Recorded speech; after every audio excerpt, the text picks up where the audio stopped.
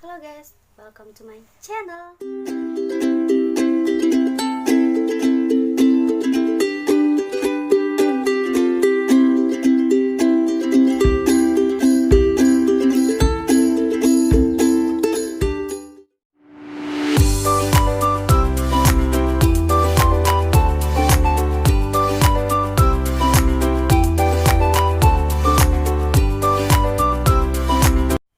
Assalamualaikum warahmatullahi wabarakatuh. Perkenalkan, nama saya Indira Nurdewanti, NIM 19315000092, kelas FA, Fakultas Ekonomi dan Bisnis, jurusan Manajemen dari Universitas Budi Luhur. Di sini saya akan membahas materi yang diberikan oleh Bapak Dr. Muhammad Mabrur Taufik, SAG, SEMM. Saya akan membahas materi dari manajemen pemasaran. Saya akan mengambil materi pada pertemuan 14, yaitu komunikasi pemasaran. Di video kali ini saya akan menjelaskan tentang komunikasi pemasaran. Apa sih arti penting komunikasi dalam pemasaran?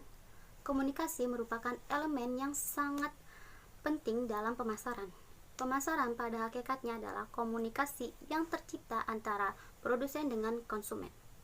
Nah, di antara produsen dan konsumen dihubungkan dengan adanya arus informasi.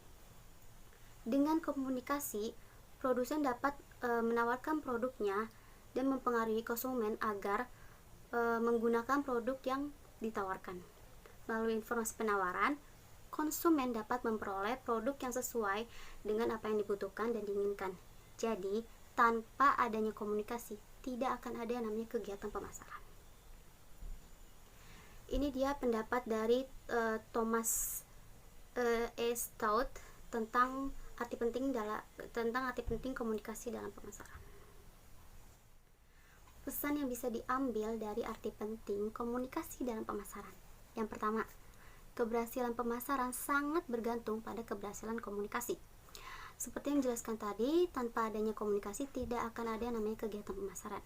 Yang kedua, pasar digerakkan oleh adanya arus informasi. Melalui arus informasi inilah kegiatan pemasaran dapat berlangsung. Dan yang ketiga, pembeli tahu akan adanya penawaran penjualan yang dipengaruhi oleh jumlah dan jenis informasi yang diterima lewat penawaran dan tanggapannya terhadap informasi tersebut. Gimana kondisi sekarang komunikasi pemasaran? Komunikasi pemasaran menjadi semakin penting untuk memenangkan pasar. Karena sekarang ini setiap produk harus bersaing keras di pasar dengan produk-produk dalam kategori sejenis yang secara intrinsik punya fungsi yang sama. Nah, komunikasi pemasaran ini diharapkan dapat mengatasi persaingan dan memenangkan pasar dan juga menciptakan pengaruh besar bagi produk yang ditawarkan kepada konsumen. Loh, kan udah ada promosi, kenapa kita harus menggunakan komunikasi pemasaran lagi? Nah, jadi gini guys, zaman dulu itu promosi emang dianggap sebagai salah satu sarana komunikasi yang menghubungkan antara produsen dengan konsumen.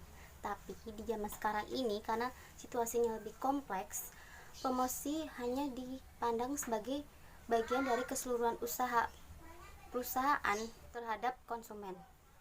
Kalau kita pakai promosi aja emangnya kenapa? Banyak banget kan pasti yang bertanya seperti itu. Jadi gini, kalau kita menganggap promosi sebagai satu-satunya alat komunikasi yang berkaitan dengan konsumen, itu akan mengandung resiko, terutama pada pengurangan efektivitas keseluruhan usaha program komunikasi pemasaran. Pada banyak kasus, usaha promosi yang dilakukan justru berlawanan dengan pesan yang diterima konsumen dari petunjuk-petunjuk yang terdapat pada tempat, harga, dan juga produk. Oleh karena itu, peran harga, tempat, dan juga produk harus dipertimbangkan sebagai variabel-variabel komunikasi. Jadi lebih tepatnya harus dianggap sebagai bagian dari keseluruhan pesan penawaran yang diberikan perusahaan kepada konsumen.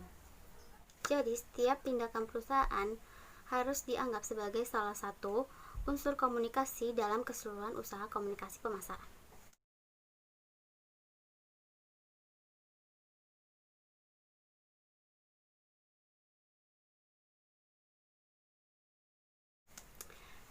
Next, perusahaan dan konsumen sebagai sebuah sistem. Perusahaan dan konsumen merupakan sebuah jalinan sistem yang saling tergantung dan membutuhkan satu sama lainnya. Kebutuhan perusahaan dan konsumen melahirkan karakteristik-karakteristik yang melekat di antara keduanya. Karakteristik-karakteristik inilah yang membedakan tujuan di antara keduanya, tetapi masing-masing memiliki keterkaitan dan ketergantungan. Next, selanjutnya, karakteristik perusahaan.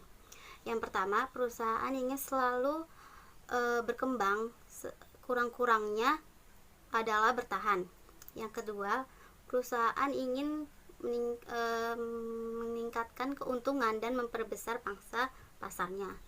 Yang ketiga, perusahaan ingin dianggap sebagai inventor dan menjadi pemimpin di bidangnya. Ini semua adalah keinginan perusahaan dan dalam sistem perusahaan yang dirumuskan sebagai tujuan perusahaan. Kalau perusahaan menginginkan berbagai hal sebagaimana yang dirumuskan dalam tujuan perusahaan, berarti posisi perusahaan pada saat ini belum mencapai hal yang dimaksud. Artinya lagi bahwa ada gap antara keadaan sekarang dengan apa yang ingin dicapai. Nah, gap ini kita namakan sebagai kebutuhan perusahaan. Selanjutnya saya akan menjelaskan tentang karakteristik konsumen. Konsumen memiliki tujuan pribadi yang ingin diraihnya. Tujuan ini berupa tujuan yang bersifat mendasar seperti kebutuhan fisik, keamanan, sosial, penghargaan, dan aktualisasi diri. Kalau kebutuhan ini belum bisa dipenuhi, berarti ada gap antara keadaan atau posisi sekarang dengan apa yang ingin diraihnya. Dan ini kita sebut sebagai tujuan konsumen. Beda halnya dengan tujuan perusahaan yang biasanya dirumuskan dengan jelas. Maka tujuan konsumen biasanya hanya dirasakan berdasarkan insting atau naluri saja. Selanjutnya kita akan lebih dalam lagi membahas tentang kebutuhan-kebutuhan pada teori kebutuhan Abraham Maslow. Teori kebutuhan Abraham Maslow yang pertama adalah kebutuhan fisiologi, yaitu contohnya sandang, pangan, papan, dan kebutuhan biologi seperti buang air besar, buang air kecil, bernafas, dan lain sebagainya. Yang kedua, kebutuhan keamanan dan keselamatan. Contohnya itu adalah bebas dari penjajahan, bebas dari rasa sakit, bebas dari ancaman, bebas dari teror, dan lain sebagainya. Dan yang ketiga adalah kebutuhan sosial, seperti memiliki teman, memiliki keluarga, terus kebutuhan cinta dari lawan jenis, dan lain sebagainya. Dan yang keempat adalah kebutuhan penghargaan. Contohnya adalah kayak piagam, terus kayak pujian, tanda jasa, hadiah, dan lain sebagainya. Dan yang terakhir, yang kelima adalah aktualisasi diri, yaitu adalah kebutuhan dan keinginan untuk bertindak sesuka hati dengan bakat dan minat. Nah, dari kesimpulan komunikasi pemasaran itu memiliki arti keseluruhan penawaran produk kepada konsumen sehingga konsumen bisa memenuhi maksudnya sekaligus bisa mencapai tujuan perusahaan tersebut. Dan ini dia saya akan menampilkan bagian hubungan sistem perusahaan dan juga konsumen dari John B. Stewart. Maaf kalau pengucapan katanya salah sekali. Ini dia saya akan tunjukkan bagian.